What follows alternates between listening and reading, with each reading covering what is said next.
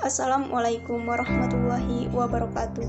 Perkenalkan, nama saya Etriliani dengan NIM 2030205107 dan saya berasal dari kelas PBI 4. Di sini saya akan memaparkan materi tentang sejarah perkembangan dan pembinaan bahasa Indonesia.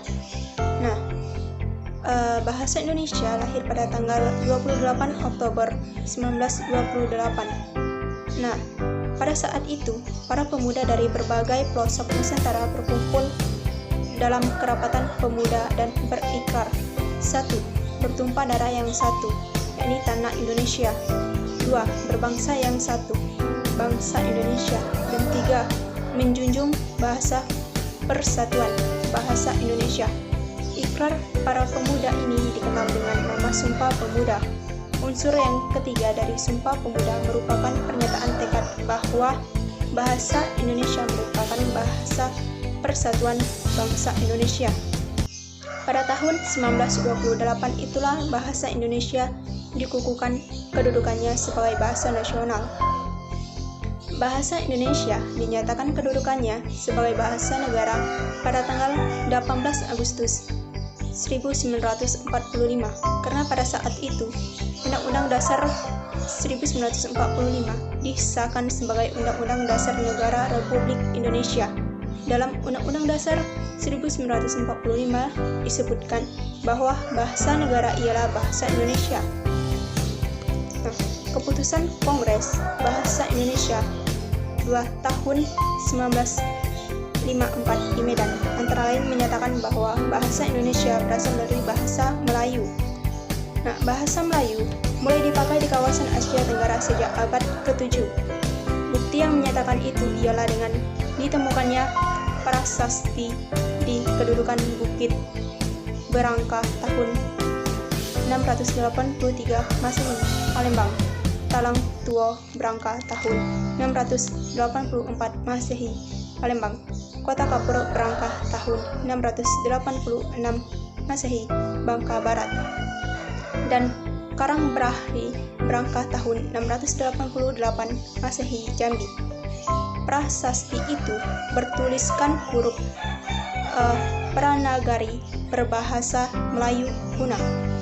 Bahasa Melayu kuno itu tidak hanya dipakai pada zaman Sriwijaya, karena di Jawa Tengah atau Gandasuli juga ditemukan prasasti Berangka tahun 832 Masehi dan di Bogor ditemukan prasasti Berangka tahun 942 Masehi yang juga menggunakan bahasa Melayu kuno.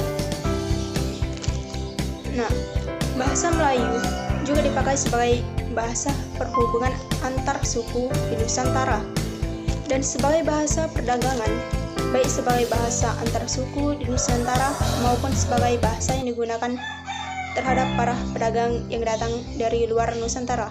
Perkembangan dan pertumbuhan bahasa Melayu tampak makin jelas dari peninggalan kerajaan Islam, baik yang berupa batu bertulis seperti tulisan pada batu nisan Dimie Tujo Aceh Berangka tahun 1380 Masehi maupun hasil susastra abad ke-16 dan 17 seperti syair Hamzah Fanzuri, Hikayat Raja-Raja Pasai, Sejarah Melayu, Tajus Salatin, dan Bustanusalatin. Bahasa Melayu menyebar ke pelosok Nusantara bersamaan dengan menyebarnya agama Islam di wilayah Nusantara. Bahasa Melayu mudah diterima oleh masyarakat Nusantara sebagai bahasa perhubungan antar pulau, antar suku, dan antar pedagang, dan antar kerjasama, karena bahasa Melayu tidak mengenal tingkat tutur.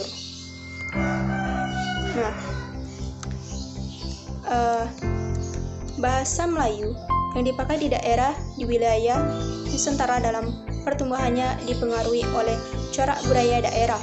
Bahasa Melayu pun dalam perkembangannya muncul dalam berbagai variasi dan dialek. Perkembangan bahasa Melayu di wilayah Nusantara mempengaruhi dan mendorong tumbuhnya rasa persaudaraan dan persatuan bangsa Indonesia. para pemuda Indonesia yang bergabung dalam perkumpulan pergerakan secara sadar mengangkat bahasa Melayu menjadi bahasa Indonesia yang menjadi bahasa persatuan untuk seluruh bangsa Indonesia atau Sumpah Pemuda 28 Oktober 1928. Kebangkitan nasional telah mendorong perkembangan bahasa Indonesia dengan pesat. Peranan kegiatan politik, perdagangan, persurat kabaran, dan majalah sangat besar dalam memodernkan bahasa Indonesia. Proklamasi Kemerdekaan Republik Indonesia 17 Agustus 1945 telah mengukuhkan kedudukan dan fungsi bahasa Indonesia secara konstitusional sebagai bahasa negara. Kini, bahasa Indonesia dipakai oleh berbagai lapisan masyarakat Indonesia, baik di tingkat pusat maupun daerah.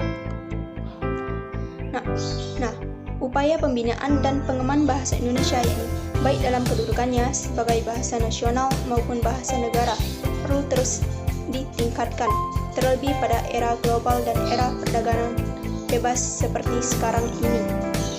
Di dalam hasil rumusan Seminar Politik Bahasa Nasional 1999 disebutkan bahwa yang dimaksudkan pembinaan bahasa adalah upaya untuk meningkatkan mutu pemakaian bahasa. Pembinaan bahasa adalah upaya meningkatkan mutu penggunaan bahasa melalui proses belajar bahasa di semua jenis dan jenjang pendidikan serta permasyarakatan bahasa ke berbagai lapisan masyarakat. Tujuan pembinaan bahasa Indonesia meliputi 5 hal, yaitu penumbuhan sikap positif, meningkatkan kegairahan berbahasa Indonesia, meningkatkan keikutsertaan, menjaga mutu bahasa Indonesia, meningkatkan mutu bahasa Indonesia, dan yang terakhir adalah menggunakan bahasa Indonesia yang baik dan benar. Baiklah, itu saja yang bisa saya jelaskan tentang sejarah perkembangan dan pembinaan bahasa Indonesia. Jadi saya akhiri. Wassalamualaikum warahmatullahi wabarakatuh.